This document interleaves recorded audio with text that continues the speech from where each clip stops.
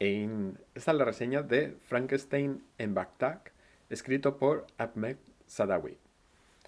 Esta vez lo tengo conmigo. Había aquí en mi biblioteca una especie de evento con libros de autores extranjeros y este me llamó la atención. No sé, Frankenstein en Bagdad, la verdad es que tiene un título interesante. Lo he estado mirando y es un libro que ha ganado premios. Y no me extraña.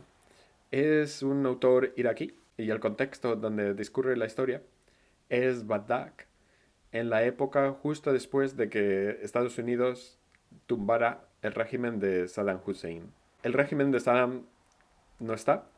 El nuevo gobierno está intentando ocupar ese hueco, pero aún no lo consigue. Tenemos también a los americanos, tenemos a grupos islamistas, tenemos grupos sectarios, tenemos muchos grupos, todos usando la violencia los unos con los otros. Y en medio de esto, esta historia nos va a hablar de personas normales. Ellos están haciendo su vida. Y la violencia es interesante porque la violencia no les define. No define en lo que están pensando. Están pensando en, no sé, voy a ir a la compra, voy a cocinar, voy a cenar, en el mismo tipo de cosas que nosotros pensaríamos. Y la violencia para estos personajes es casi como para nosotros la lluvia.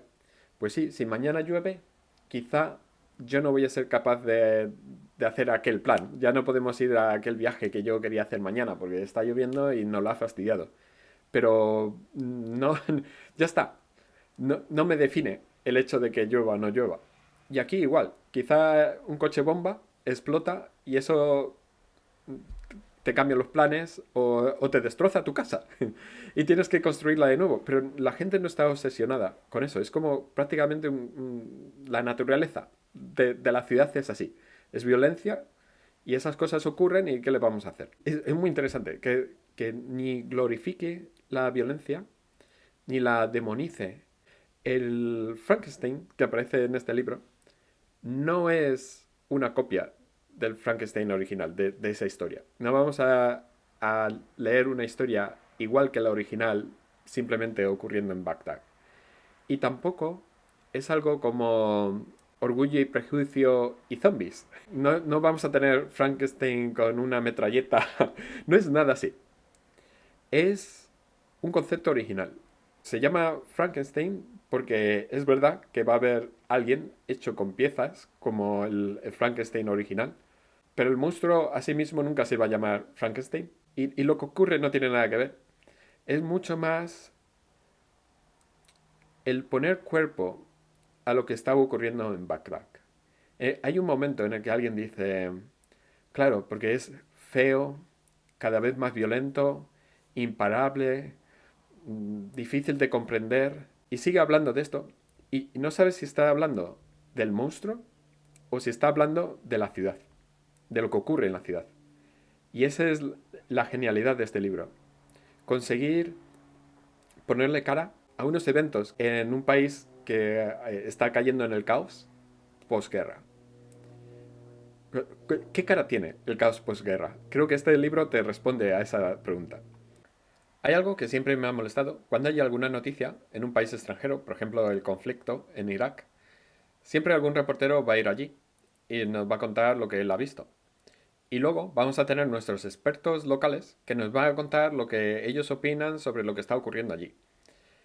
Y muy pocas veces veo a ese reportero que está allí preguntando a los expertos de allí. ¿Qué opinan ellos de la situación política de su propio país? ¿Por qué no por lo menos pregunta a la gente de calle? ¿Habéis visto alguna vez un reportero preguntando a la gente en Irak, oye, ¿tú qué opinas de todo esto? Yo por lo menos no. Y digo Irak como digo cualquier otro país. Y me molesta. Me molesta que es su país. Seguramente sepan muchas cosas de las que nosotros no tenemos ni idea. Y preguntándoles podríamos aprender.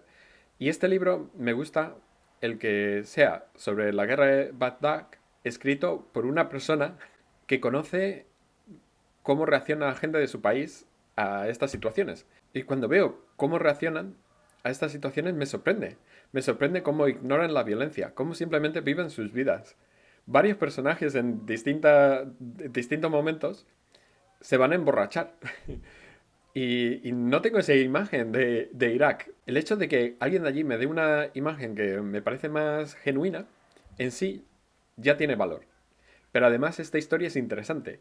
Y además esta historia no solo es interesante, sino que tiene sentido. Tiene un sentido detrás más profundo que simplemente una historia que ocurre en un país.